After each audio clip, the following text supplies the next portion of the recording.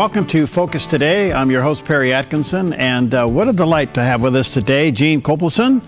He's the president of the New England chapter and on the board of trustees of the Theodore Roosevelt Association. And he's also an active Churchillian and a Holocaust educator. And he's the author of a very interesting read called Reagan, 1968 Dress Rehearsal. There's a picture of it there on the screen, and I'm sure you can check it out at Amazon, Barnes & Noble. And it's a pretty interesting read, to say the least. Gene, good to see you. How you doing, my friend? Thank you, Perry. Good to see you. It's a pleasure. Well, listen, you know, I had the high honor of meeting President Reagan on many occasions when he was governor of the state of California, because I worked for the television station that he used to frequent a lot there in Sacramento. And then the announcement came he was going to run for president. Why do you think he did it? Two reasons. He wanted to bring the same solutions he was achieving in California of small government, less federal bureaucracy, and individual freedom to the nation as a whole as he was achieving in California. But he also saw a war that was being mismanaged by a Democratic administration, the war in Vietnam. He saw that because Lyndon Johnson had placed American boots on the ground but was not giving the troops the ability to win, he said, if we're in this war, give the troops the tools to win the war. Interesting guy, because he came out of a very liberal industry, Hollywood, and he was a staunch conservative. I think everybody kind of was shocked about how conservative he really was. Correct. And he changed slowly. He was aghast at FDR's change from one of his first speeches where FDR actually proposed a 25% reduction in the federal government, which is the federal budget, excuse me. That's one of the main reasons that he voted for FDR. But of course, FDR does the exact opposite, greatly expands the federal bureaucracy. And in the early 50s, Ronald Reagan saw that President Truman was mismanaging the war in Korea. He was switching parties at that point. He actually sends a telegram to Dwight Eisenhower asking Eisenhower to run for the presidency. And when it's revealed that Eisenhower is a Republican, Reagan reasons, you know, if I thought Ike was the best man for the job when I thought he was a Democrat, but now that he's a Republican, well, you know what? I'm going to become a Democrat for Ike.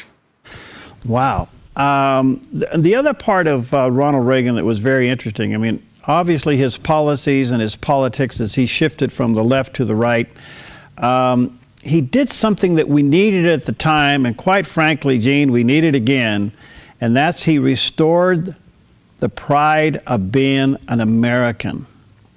It was a phenomenal thing to see happen. He just somehow had it in him, and he did it. He really did. And my book, Reagan's 1968 Dress Rehearsal, addresses this very first quest for the presidency that very few historians have ever touched upon, and they only touched upon it in the occasional paragraph or sentence. And what I learned through my research, and a prime part of it took place in Oregon, was that he excited his grassroots activists across the country. When Reagan was governor, during 67 and 68, he left Sacramento almost every weekend and campaigned across the country, setting up grassroots activist campaign staffs, seeking financial help, and seeking delegates for the future 68 GOP convention. And when audiences heard Ronald Reagan deliver his speech in person, they were enthralled. People in Oregon, commentators said, they never heard a speech like this. He just excited every single person. And those grassroots activists, many of whom became delegates at the GOP Miami Beach convention that summer, couldn't wait to vote for Ronald Reagan on a second ballot. That was Reagan's master plan behind the scenes to stop a first ballot Nixon victory, just like present times in 2016. So what was, Gene, the relationship between Eisenhower and Reagan? I knew nothing about it when I started researching Reagan's first campaign for the presidency.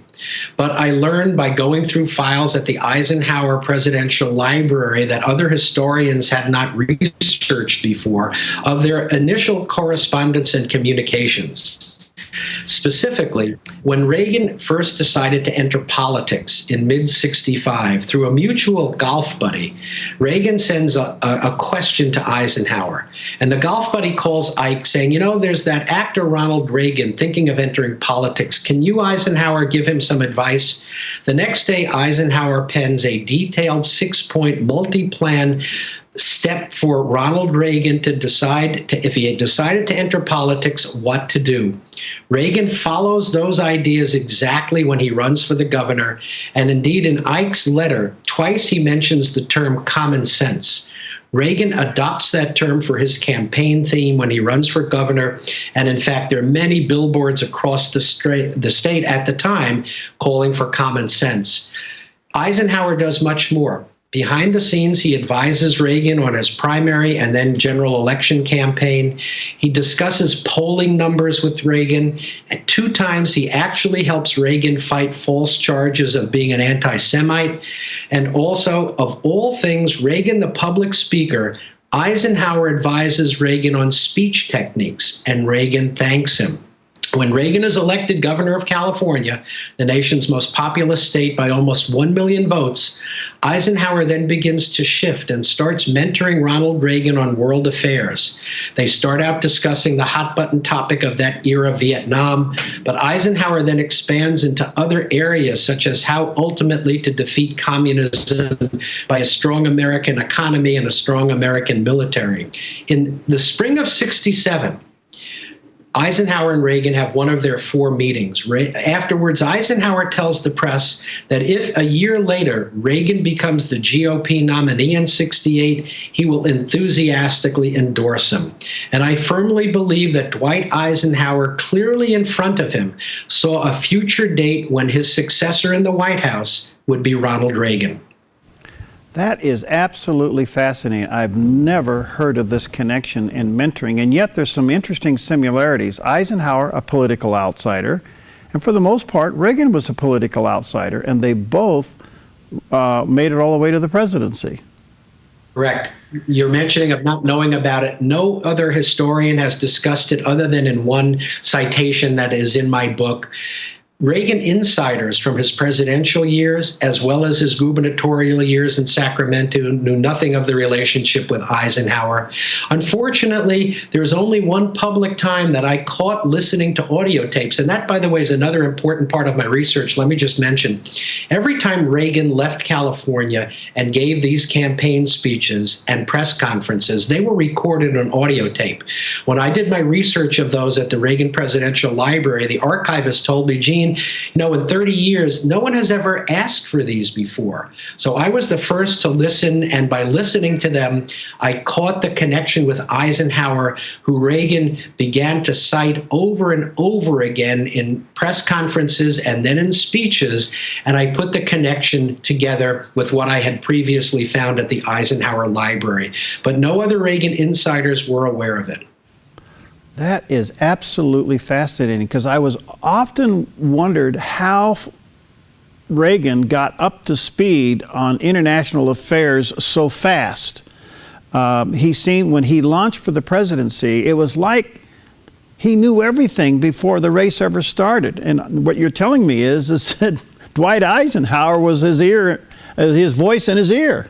One of his major ears. In fact, my conclusion is the President Reagan, who we know in the 1980s, wanting a strong anti-missile defense shield, saying to Gorbachev, tear down this wall, yearning for more freedom for Eastern Europe, all was there quite clearly in the late 1960s during his first presidential campaign. Historians concentrate, and the public probably knows, that speech to Gorbachev, tear down this wall, thinking that that's when it began. But it didn't. Ronald Reagan on May 15th, 1967, had a debate about Vietnam with his political nemesis of that era, Robert Kennedy. People don't associate Robert Kennedy and Reagan. Well, my book goes into all those details. But at the end of that debate on Vietnam, they start to discuss communism. And there, in front of those cameras, Ronald Reagan publicly for the first time called for the Soviet Union to tear down the Berlin Wall. And at a number of other campaign stops during that first campaign for the presidency, Reagan again called to tear down the Berlin Wall.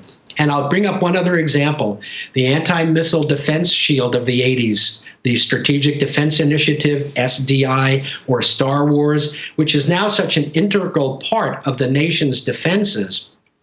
Reagan actually, in the fall of 1967, first told the press that he was reading all he could about a very first generation program. Its name was Sentinel at the time.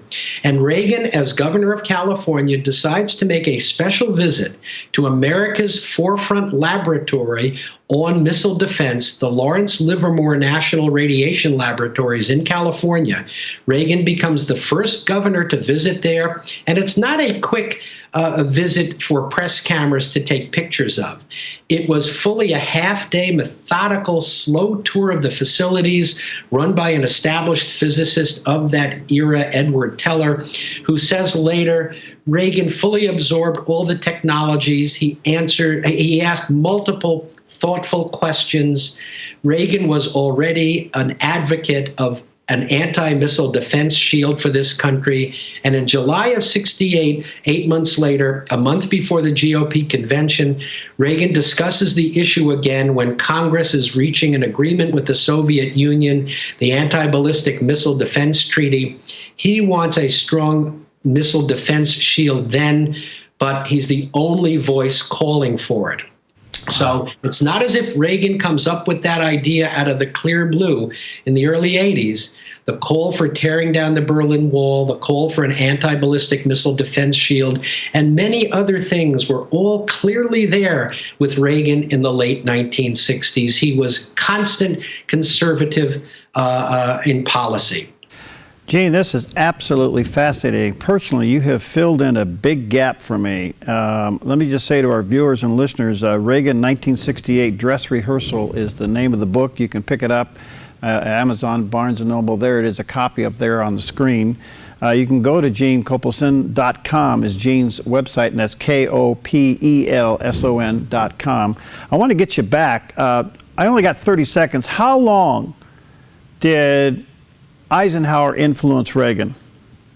From approximately the summer of '65 until after the GOP convention in August of '68, Eisenhower is ill. He suffers a heart attack that required 17 ventricular defibrillation techniques, but he was intact mentally. And I have no evidence of further communications because Eisenhower was hospitalized in D.C. at Walter Reed Army Medical Center for the remainder of his life, and he passes away in March of '69, shortly after Nixon takes office. But Reagan does attend the funeral. Wow, fascinating. Can I get you back? Of course, I'd be honored. You're a delight. Thanks, Gene. We'll hook you up again, okay? Thank you. Have a great day. All right, we'll be right back.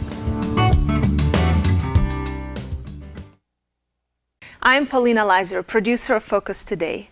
Thank you for watching this video, and make sure to check our other videos at theDove.us.